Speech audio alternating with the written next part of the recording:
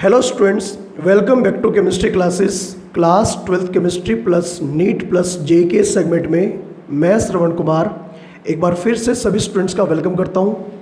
बच्चों, आज हमारा class 12th chapter number 4 chemical kinetics का लेक्चर नंबर 7 है।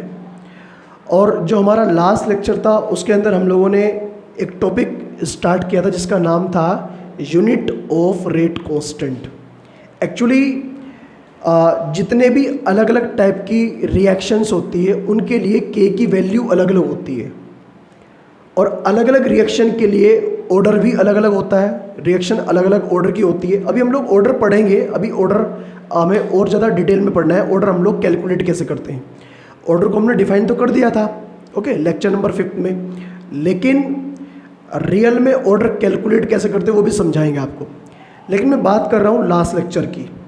उसके अंदर हम लोगों ने के की यूनिट को डिफाइन किया था, एक डेरिवेशन कराया था आपको, एक जनरल फॉर्मूला आपको समझा दिया था कि अगर हमें के की यूनिट फाइंड आउट करनी हो तो हम लोग कैसे फाइंड आउट करेंगे। उसके लिए हमें नीड पड़ती है ऑर्डर की।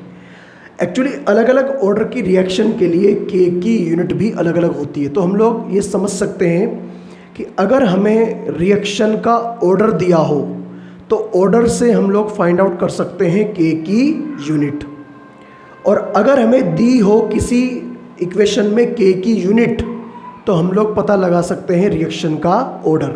दोनों एक दूसरे के कॉम्प्लीमेंट्री है। ये दोनों को हम लोग एक दूसरे से पता लगा सकते हैं। ठीक है, ये टॉपिक हमारा पूरा हो गया था। और इवन बोर्ड पर एक न्यूमेरिकल जो सोल्व हो रखा है, क्या न्यूमेरिकल है? Find out order, find order of the reaction. अगर आपको यूनिट गिवन हो तो ऑर्डर हम लोग ऐसे फाइंड आउट कर सकते हैं। इस टॉपिक के ऊपर जो भी क्वेश्चंस एनसीईआरटी में दे रखे हैं लगभग आपको मिल जाएंगे। एक्सरसाइज में, इंटेक्स में, एग्जाम्पल में जो क्वेश्चन मिलेंगे लगभग 5-6 क्वेश्चन आपको मिल ही जाएंगे। ठीक है, अब हमें एक नया टॉपिक शुरू करना है। और टॉपिक क्या? रेट लॉ के ऊपर न्यूमेरिकल्स हैं। इंपॉर्टेंट न्यूमेरिकल है बोर्ड एग्जाम के लिए भी, नीट के लिए भी, जेई के लिए भी। आप लोग न्यूमेरिकल देखेंगे तो पता लगेगा आपको क्या इनकी वैल्यू क्या है न्यूमेरिकल्स की। देखो, सबसे पहला न्यूमेरिकल रेट लॉ के ऊपर। पहले तो एक बार आप लोग समझ लीजिएगा रेट लॉ, क्योंकि अगर मैं आपको एक बार रिवाइज करा दूं रेट लॉ तो होता क्या है समझ जाएंगे अब बात को। देखिए, रेट लॉ में क्या है? रेट लॉ में इतनी सी बात आपको समझाई गई है, जैसे एक रिएक्शन है, मैं आपको रिवाइज करा रहा हूं रेट लॉ। जैसे मान लिया रिएक्शन है ए और ए प्लस बी आपस में कन्वर्ट होकर प्रोडक्ट बना रहे हैं। के रिएक्शन का रेट कांस्टेंट, एन यहां पर ए का कोफिशिएंट, जिसे हम लोग ये भी बोल सकते हैं ए का ऑर्डर है, order with respect to A. M यहां पर बी का कोफिशिएंट, हम ये भी बोल सकते हैं कि ये बी के रेस्पेक्ट में ऑर्डर है। और अगर मैं कर दूं n प्लस एम तो ये ओवरऑल रिएक्शन का ऑर्डर। ऑर्डर का मतलब अगर मैं पूरी रिएक्शन के ऑर्डर की बात करूं तो पूरी रिएक्शन का ऑर्डर क्या हो जाएगा? पूरी रिएक्शन का ऑर्डर हो जाएगा जो कोफिशिएंट है, जो पावर में वैल्यू जाती है, उनका सम। तो इसका जो रेट लिखा जाएगा लिखा जाएगा R इज इक्वल टू के इंटू ए की पावर n इंटू बी की पावर m। सब कुछ आपको पता है, बस मुझे तो इतना रिवाइज करना था आपको कि रेट लॉ बोलते किसे हैं। इतना समझिए, n ऑर्डर है, order with respect to a, m order है विद रेस्पेक्ट टू b। और अगर मैं सम कर दूंगा तो n प्लस m जो होगा इसे बोलेंगे ऑर्डर ऑफ रिएक्शन, पूरी रिएक्शन का ऑर्डर, जिसे हम लोग कभी कभी अगर दूसरी भाषा में लिखें हम लोग इसे हम लोग क्या बोलते हैं? Overall order. क्या बोलते हैं? Overall order. ठीक है, तो पहला तो ये रिवीजन वाला पोर्शन, ये रिवीजन पोर्शन मानिए इसे। अगर इसे नोट करना है तो नोट कर लीजिए। वैसे मुझे नहीं लगता कि इसकी नीड है आपको, क्योंकि ऑलरेडी मैं आपको ये करा चुका हूँ। ठीक है, क्योंकि मुझे तो मेनली यहाँ पर क्या शुरू करनी है, न्यूमेरिकल शुरू करनी है इस टॉपिक के ऊपर, ठीक है।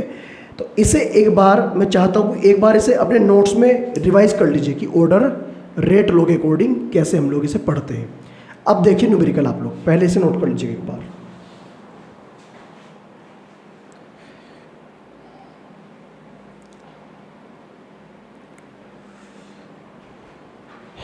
ओके, तो इसे मैं रफ कर रहा हूँ और पहला न्यूमेरिकल जो सबसे आसान न्यूमेरिकल है आपके सामने प्रेजेंट कर रहा हूँ। इस तरह के न्यूमेरिकल भी आपको एनसीईआरटी में 4-5 मिलेंगे ही मिलेंगे।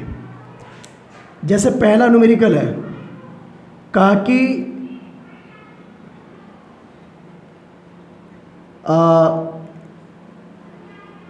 रिएक्टेंट एक्स, कोई रिएक्टेंट एक्स है, reactant x has second order. इसका जो ऑर्डर है सेकंड है, मतलब एक्स के रेस्पेक्ट में ऑर्डर कितना है, सेकंड ऑर्डर, ठीक है। बस यहां रखो, कहा कि फाइंड न्यू रेट, नया रेट बताना है, या फिर या तो कह दो नया रेट या कह दो change in rate if concentration of x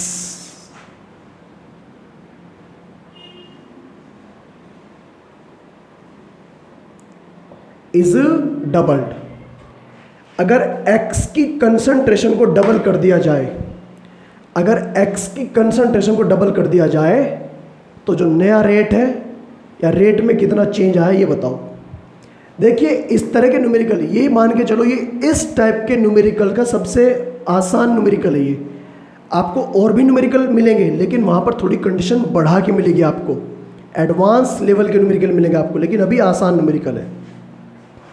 देखिए स्टूडेंट, इक्वेशन लिखो, x रिएक्टेंट है, प्रोडक्ट बना रहा है, ऑर्डर कितना है इसका 2, रेट कांस्टेंट मान लीजिए k। सबसे पहले आप लोग इसका लिखिए इनिशियल रेट,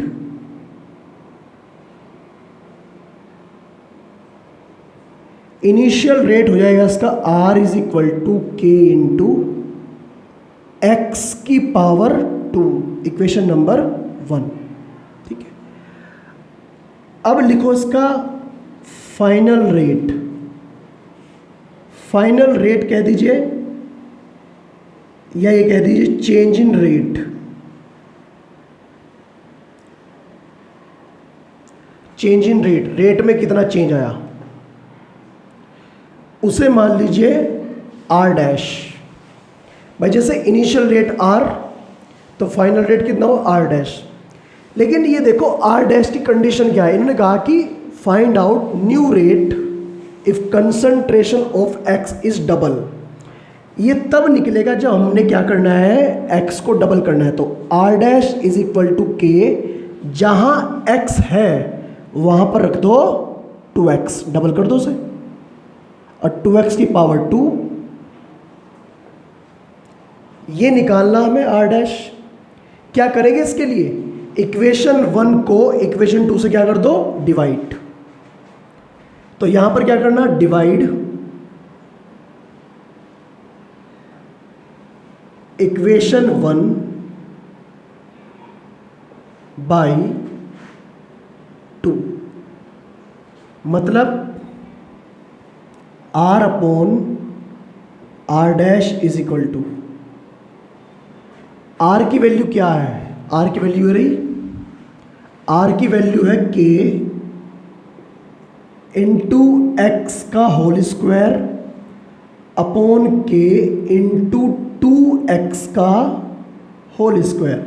पहली बात k से k कैंसल, फिर दोबारा से r अपॉन r डैश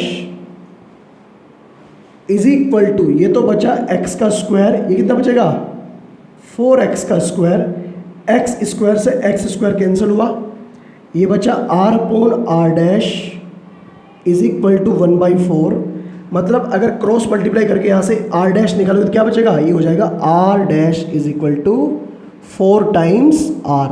मतलब जो नया रेट होगा वो कितना हो जाएगा, वो हो जाएगा 4 टाइम्स, पहले के मुकाबले 4 गुना हो जाएगा अगर हम लोग कंसंट्रेशन को डबल कर दे तो। अच्छा ऐसा भी केस बन सकता है, फिर ट्रिपल कर दे, 4 टाइम्स कर दे, हाफ कर दे, वो तो जैसी सिचुएशन ऐसी कंडीशन दी होगी आपको। समझ गए स्टूडेंट? अभी आप लोग वीडियो स्टॉप करके न्यूमेरिकल नोट कर लीजिएगा। एक न्यूमेरिकल मैं यहाँ पर लिखूँगा, पहले तो खुद आपको ट्राई करना है, ठीक है? और अगर आपसे नहीं होगा तो फिर मैं ट्राई करके बताऊंगा आपको, ठीक है? अभी वीडियो स्टॉप करके आप लोग इस पोर्शन को नोट कर लीजिएगा।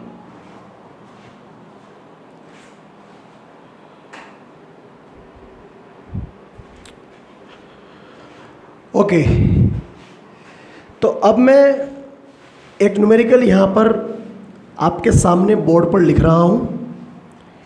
एक बार सभी स्टूडेंट उस न्यूमेरिकल को खुद अपने आप ट्राई करेंगे।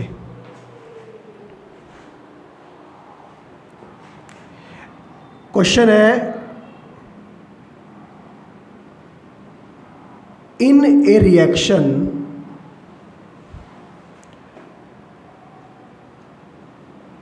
Order with respect to A, मतलब ए कोई रिएक्टेंट है, order with respect to A is 1, A के रेस्पेक्ट में ऑर्डर 1 है, and with respect to B is 2। A के रेस्पेक्ट में ऑर्डर 1 है और बी के रेस्पेक्ट में ऑर्डर 2 है, ठीक है? इन्होंने क्या पूछा, इन्होंने पूछा find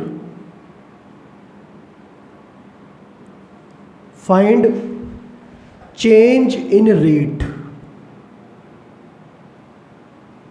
change in rate if. अब इसके 2 केस दिए इन्होंने। पहला केस तो ये, change in rate if concentration of A is double, A की कंसंट्रेशन को डबल किया, और इसके साथ साथ and concentration of B is half. तो इस केस में आपको बताना है रेट कितना होगा। और सेकंड केस ये है जो इसका दूसरा केस है कि concentration of A is half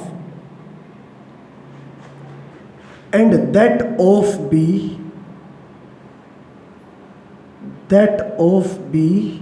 is double, ठीक है? दोनों केस में आपको रेट बताना है, चेंज क्या होगा, ठीक है स्टूडेंट? दोनों केस में आपको क्या बताना है, रेट, कि अगर पहली बार ए को डबल कर दिया और बी को हाफ कर दिया, उस केस में कितना चेंज आएगा। दूसरी बार अगर ए को हाफ कर दिया, बी को डबल कर दिया, तो इस केस में कितना चेंज आएगा। कॉन्सेप्ट बिल्कुल पहले क्वेश्चन की तरह ही होगा, बस अप्लाई आपको एक बार करके देखना है। वीडियो स्टॉप करके एक बार ट्राई जरूर करिएगा, ठीक है? कर लीजिएगा नोट।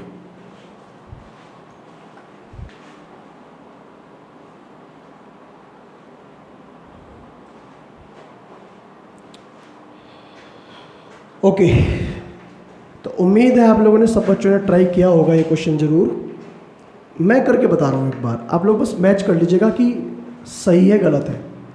देखो यहाँ पर साफ साफ लिखा है कि ए के रेस्पेक्ट में ऑर्डर 1 है और बी के रेस्पेक्ट में ऑर्डर 2 है। पहले तो आप लोग रिएक्शन लिख लीजिएगा कि ए प्लस बी रेट कांस्टेंट के, और ये बना प्रोडक्ट। B का ऑर्डर 2, A का ऑर्डर 1, और इसका रेट का फॉर्मूला हो जाएगा R इज इक्वल टू के इंटू ए की पावर 1 और b की पावर 2 इक्वेशन नंबर 1।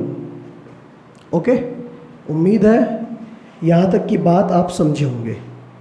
अब निकालिए कि जब चेंज हो रही है कंडीशन, जब चेंज हो रही तो r डैश हो जाएगा रेट इज इक्वल टू के, a को डबल कर दो मतलब a को कर दो 2a की पावर 1 ही रहेगी, b को हाफ कर दो मतलब b बाई 2 पावर 2 हो जाएगी इक्वेशन नंबर 2। तो बस अब तो बात सिंपल सी है ना, अब तो बस आपको इसे सोल्व करना है डिवाइड करके। तो r upon r dash is equal to, देखो k से k कैंसिल हो जाएगा, ऊपर क्या बचेगा, ऊपर बचेगा a इंटू बी स्क्वायर, अपन में क्या बचेगा 2 इंटू ए इंटू ये हो जाएगा बी स्क्वायर अपॉन 4, तो कि b अपॉन 2 इसका होल स्क्वायर है, तो बी स्क्वायर अपॉन 2 का स्क्वायर 4, a से a कैंसिल, बी स्क्वायर से बी स्क्वायर कैंसिल और 2 से 4 कैंसिल, और ये जो 2 बचेगा ये ऊपर जाएगा यहाँ से, तो ये हो जाएगा r upon r dash is equal to 2 upon 1। मतलब जब आप इसे सोल्व करोगे आएगा r dash is equal to r by 2। Rate पहले के मुकाबले कितना हो जाएगा, हाफ हो जाएगा। ऐसे ही यहां कर दीजिए solve, a plus b rate constant के, ये प्रोडक्ट इसका कोफिशिएंट 2 है, rate r is equal to k into a 2b की पावर 2, 2 भी नहीं, अभी इस ऐसे रखिए आप लोग इक्वेशन नंबर 1। ये तो इनिशियल कंडीशन है। अब कंडीशन पढ़ो क्या दे रखी है, concentration of A is half and that of B is double. यहां से रिवर्स कर दीजिए, रेट r डैश रहेगा, a को हाफ करो मतलब a बाई 2 लिख दो, और ये 2b का होल स्क्वायर इक्वेशन नंबर 2। तो बस इसे भी सोल्व कर लो ऐसे ही, ठीक है। तो बस जैसे ही इसे सोल्व करोगे आपका आंसर आपको पता लग जाएगा। तो इस तरह के क्वेश्चंस भी एग्ज़ाम में आते हैं और एनसीईआरटी में आपको इस तरह के क्वेश्चन मिलेंगे, ठीक है। एक कैटेगरी और मैं आपके सामने डिस्कस कर रहा हूँ इसी तरह के क्वेश्चंस की, मतलब एक इस बार जैसे इन्होंने क्या कहा, ऑर्डर दिया है और रेट के अंदर कितना चेंज है ये पूछा है। अगर ऐसा हो जाए कि रेट का चेंज दिया जाए कि रेट 8 टाइम्स हो गया, 16 टाइम हो गया, तो ऑर्डर क्या होगा, तो ऐसा क्वेश्चन भी आता है एग्जाम में। तो पहले इसे नोट कर लीजिएगा आप एक बार।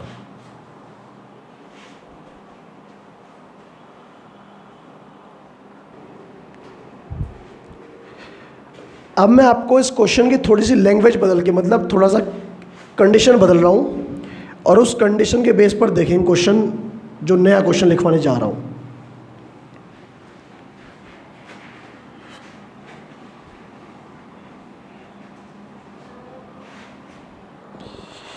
क्वेश्चन ये है,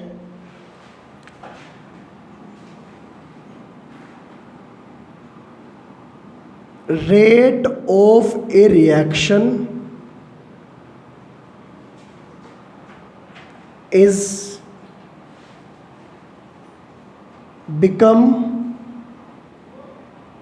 8 टाइम्स। इस बार देखो क्या दिया है, rate of A reaction is become 8 times, rate 8 गुना हो गया, इंक्रीज होकर 8 टाइम्स। 8 टाइम्स कब हुआ 8 टाइम्स, इफ कंसंट्रेशन ऑफ ए, मतलब ए कोई रिएक्टेंट होगा, concentration of A is doubled. कहा कि अगर ए की कंसंट्रेशन को डबल कर दिया, इन्होंने कहा व्हाट इज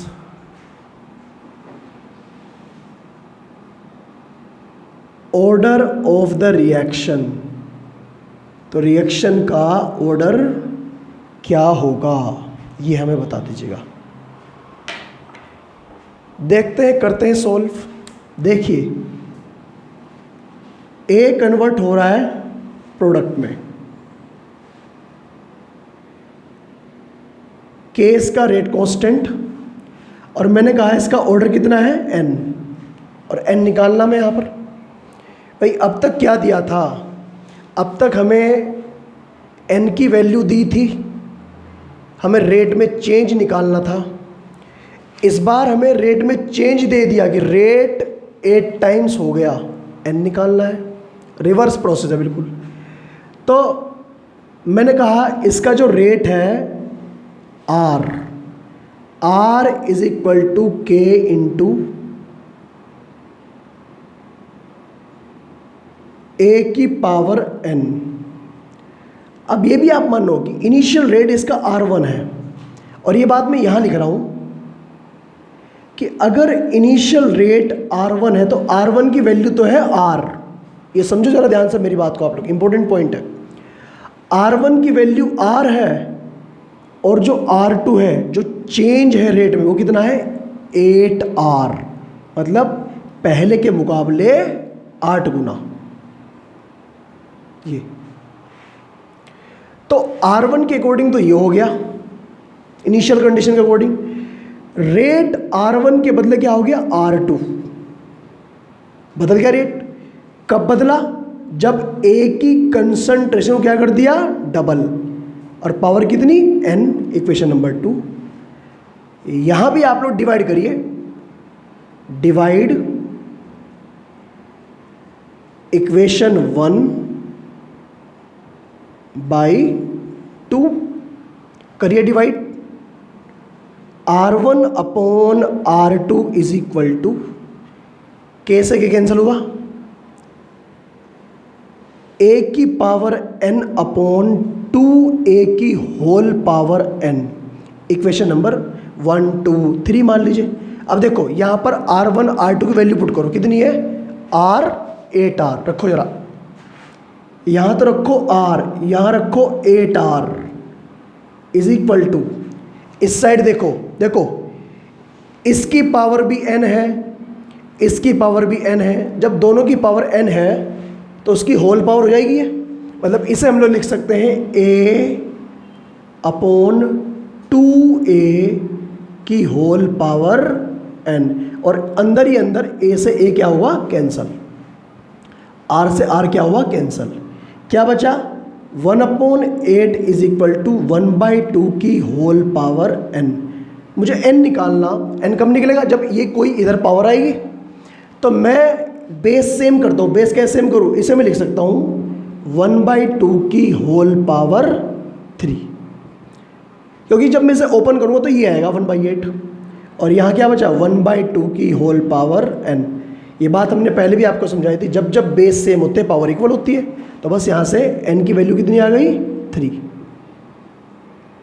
तो इस तरह के न्यूमेरिकल्स आपको NCERT में करने को मिलेंगे कई बार, और जो मैं आपको शीट दूंगा, एक मैं आपको केमिकल काइनेटिक्स शीट दूंगा, बाकी जो सब्जेक्ट है उनकी तरह भी, जैसे मैंने आपको सॉलिड की भी शीट प्रोवाइड करी है, सॉल्यूशन की शीट प्रोवाइड करी है, इलेक्ट्रोकेमिस्ट्री की शीट प्रोवाइड करी है, ऐसे ही मैं प्रोवाइड करूंगा आपको केमिकल काइनेटिक्स शीट। तो वहाँ भी आपको कॉम्पिटिटिव लेवल के एग्ज़ाम्स, जो एग्ज़ाम्स हैं उनके क्वेश्चंस मिलेंगे वहाँ पर, आपको DPP मिलेंगी वहाँ पर आपको, ठीक है। तो आपको वहाँ से ही प्रैक्टिस करनी है। और लेकिन सबसे पहला काम आपका क्या है कि आप लोग NCERT के इंटेक्स्ट, एग्जाम्पल और एक्सरसाइज वाले क्वेश्चन कंप्लीट कर लें, ठीक है। वीडियो स्टॉप करके आप लोग यहाँ तक का पोर्शन में नोट करिए, और फिर हम लोग थोड़ा सा और आगे बढ़ते हैं इसके अंदर।